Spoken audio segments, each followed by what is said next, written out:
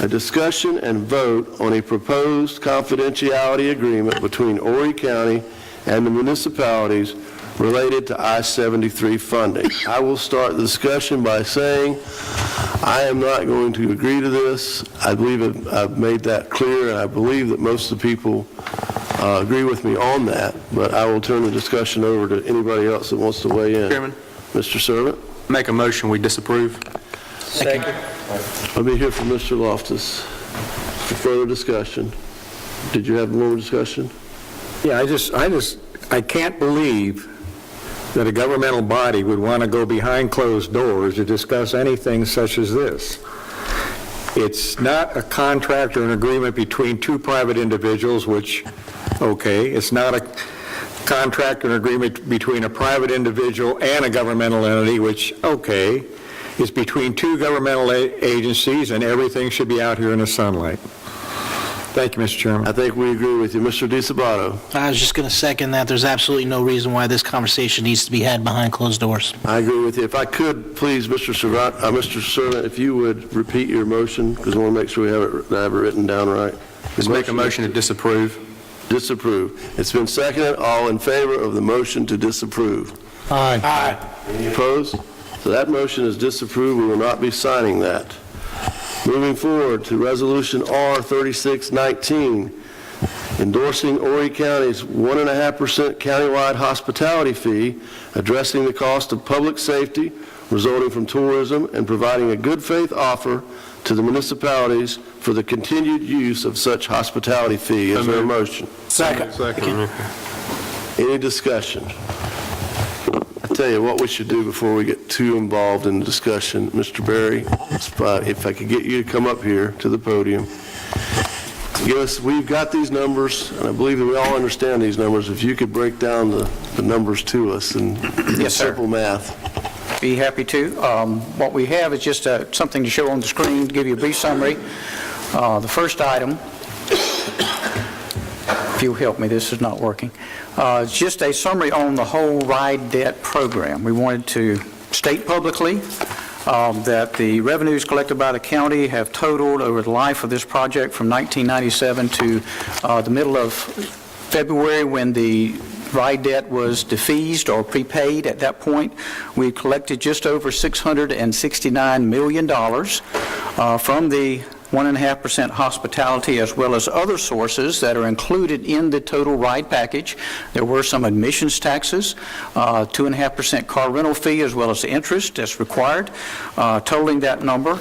Our debt service total is just under $659 million. So at the end of the prepayment, we still had $9.7 million remaining. All that money has been set aside appropriately. The amounts that I'm reporting to you have been audited each year by our auditing firm, as well as it's been considered a major fund within our financial statements, which means it got a higher level of scrutiny than the normal transaction that you would see. So these numbers are, I think, accurate, true, and correct. The second item is just attachment A that is included in your resolution. This is the calculation that we have made from the information we have available to us. And I recognize that the cities have more detailed information on their individual receipts, so their numbers could be a little bit different than ours. We have the detailed information on the 1.5% hospitality, which they may not have the details of that. So that could cause some of the differences between our calculations.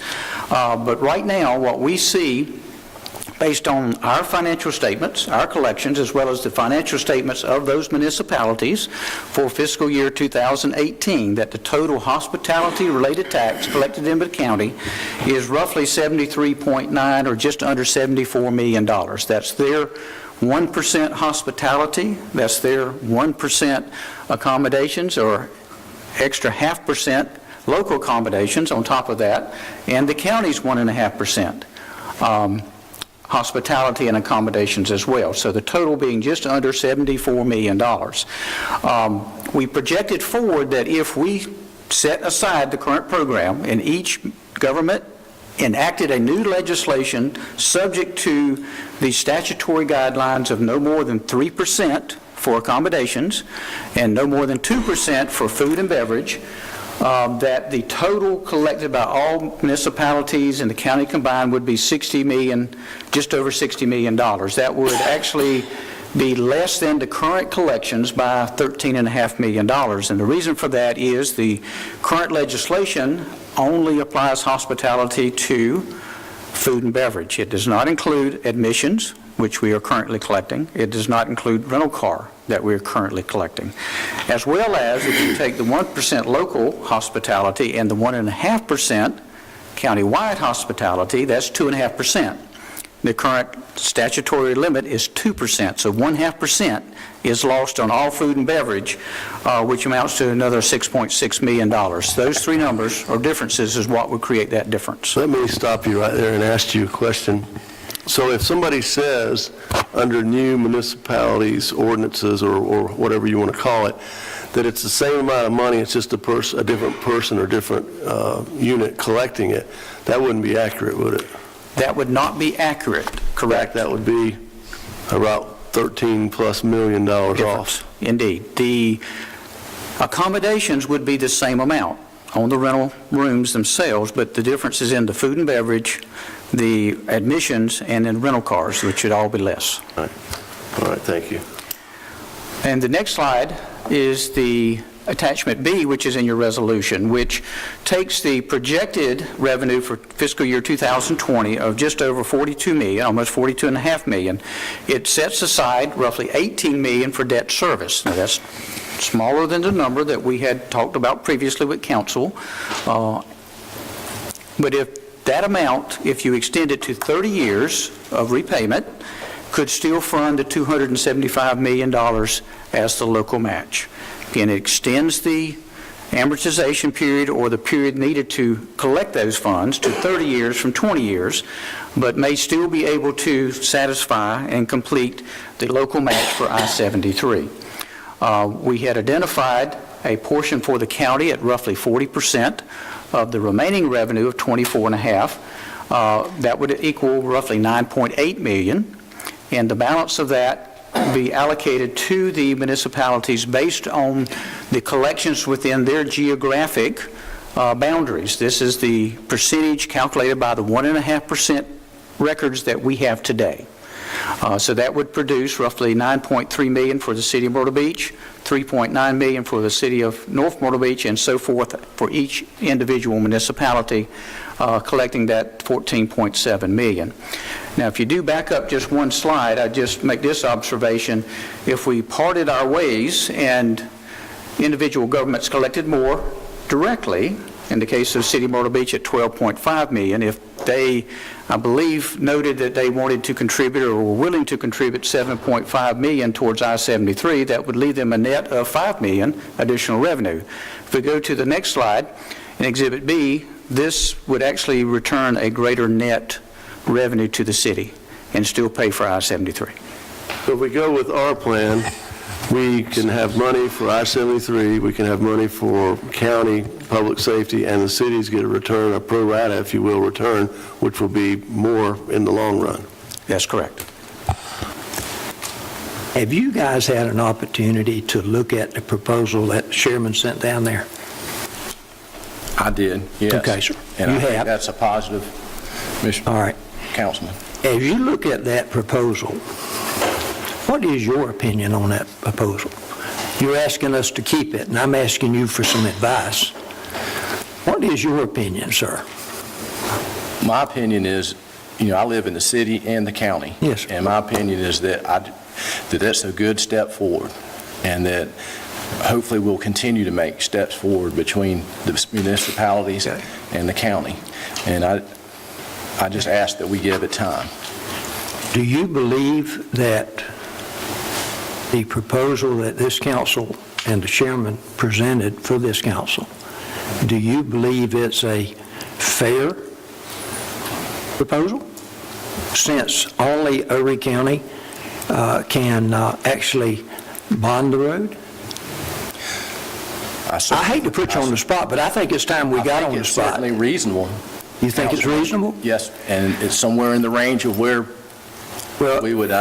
Can you give me and this council some idea of why it's a much, much better deal than what they were proposing by taking the 1% and giving us, basically us $7.5 million of it. I just, for the life of me, guys, I'm not just an old farm boy, but I don't get it. And I can tell you, you folks down there that really run the city, the business community, especially in the tourism base, you need to get a hold of what's going on politically. It has to be some kind of political riff that we don't know anything about and really don't want to know anything about. I think the majority of council members support I-73. What we don't like is we don't like being held hostage. And I'm going to be, Mr. Chairman, you didn't know this was coming. Oh, sir. But keep it up, Mr. Worley. I just think it's awful that we would be held hostage because we filed a suit. And I believe this with all my heart. We filed a suit to try to protect the taxpayers of Horry County, really all the taxpayers, for a TIF at Market Commons. Now, I was around, Mr. McKelvey, when we voted to do that TIF at Market Commons. I remember. And we go back to what does blight, B-L-I-G-H-T, mean? Blighted means an area that, to me, and if you look in the dictionary, and I have, it's a rundown area that needs rehabilitation. I don't believe Market Common needs any more rehabilitation. I think those folks down there need to pay what I pay. And you know my old saying around here, when Worley pays, every damn body pays. And I don't like the idea of them taking my tax money that I work for and go down to Market Commons and make it whatever they want to make it. But it's not blighted. But my point is, I think when we filed that suit, our relationship with Myrtle Beach went to heck in a handbasket, boom, just like that. It was not personal. It was not personal for any of us. It was just what we were elected to do, and that was to protect the taxpayers. So I think it's incumbent upon you guys to go back and talk to your leaders and see if they can get them to come to the table with our chairman and see if we can't work out something so that we can get I-73 funded and he can get, and this council can get, some funds for public safety. So I ask you to do that for us, to see if we can break this logjam and move forward. Will you do that? We will take that message back.